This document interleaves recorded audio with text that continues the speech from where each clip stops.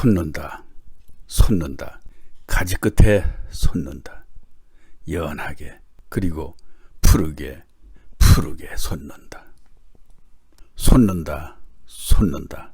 원기가 솟는다. 힘차게, 그리고 빨갛게, 뜨겁게 솟는다.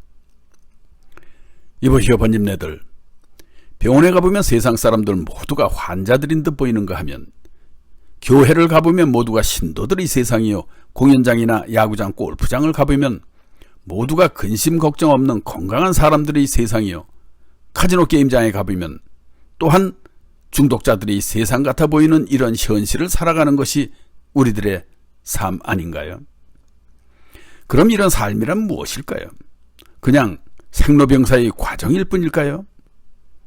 분명 먹고 즐기며 게임하는 희노애락의 과정도 있는데 말입니다.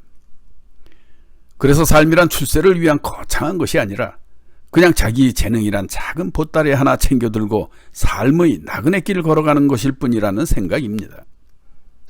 때론 생각지도 않은 돌부리에 걸려 넘어지기도 하고, 때론 지나가는 뱀에 놀라기도 하고, 비바람에 옷이 젖기도 하겠지만, 아름다운 꾀꼬리 소리와 파란 하늘에 야생꽃 만발한 꽃길을 지나게 되는 즐거움을 함께할 동반자를 만나게 되는 행운도 맞으며 말이죠.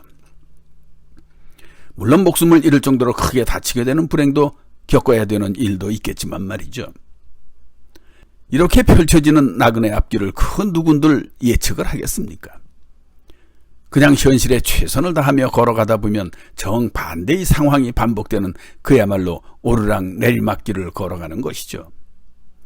가다 힘들면 잠시 쉬었다 풍광 속에 지나온 길 돌아볼지언정 말이죠. 그래서 인생 건강하게 살려면 복잡해서는 안 되는 겁니다. 내 멋에 그냥 심플하게 사는 게 장대인 것이죠. 그럼에도 이를 실행치 못하면 무엇 때문일까요? 그건 바로 두려움과 귀찮음 때문인 겁니다. 한마디로 새로움에 대한 두려움, 실패에 대한 두려움, 그리고 시도조차도 귀찮은 타성에 젖은 때문인 것으로 말이죠.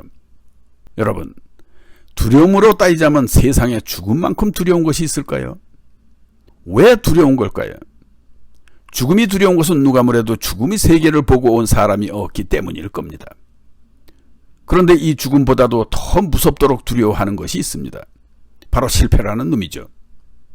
이는 실패의 고통을 맛보고 또한 보아왔기 때문에 경험 없는 죽음보다도 더 두렵게 다가오는 것이죠.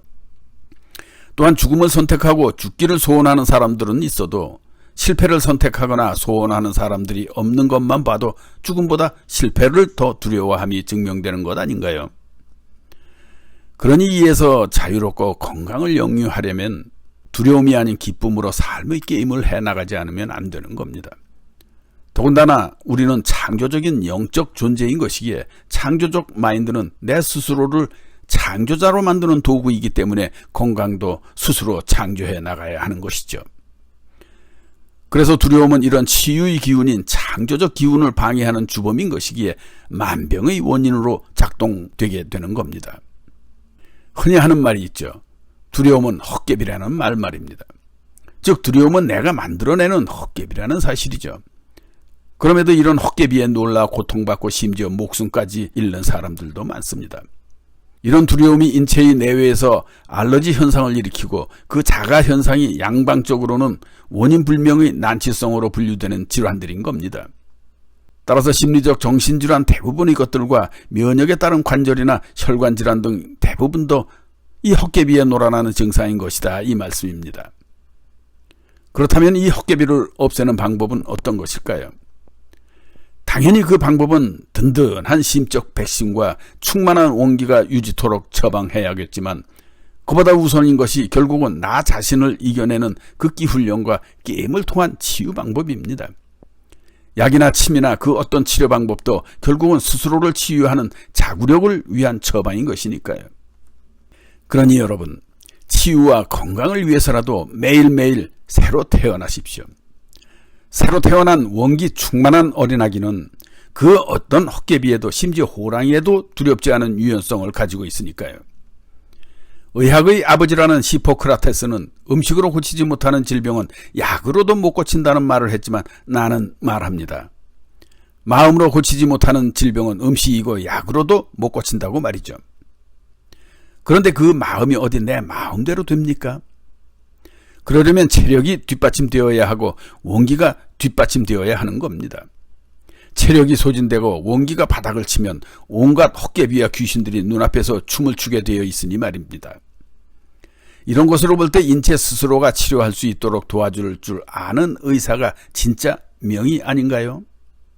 귀신병 들렸느니 우울증에 걸렸느니 불면증에 걸렸느니 공황장애니 하며 강제로 억제하는 약물을 쉽게 사용하는 의사보다는 순리로 풀어 스스로 소통케 하는 의사가 말입니다. 말 안 듣는 아이라고 때려서 잡으려 든다면 그게 잡혀집니까? 질병을 치료함에 있어서도 마찬가지입니다. 명의는 때려잡자 공산당하는 그런 처방을 구사하지 않습니다. 척하면 삼천리인 진짜 닥터. 여러분을 고통 없는 신호애락의 세상으로 안내하는 진짜 명의 시애틀 사부입니다. 끝.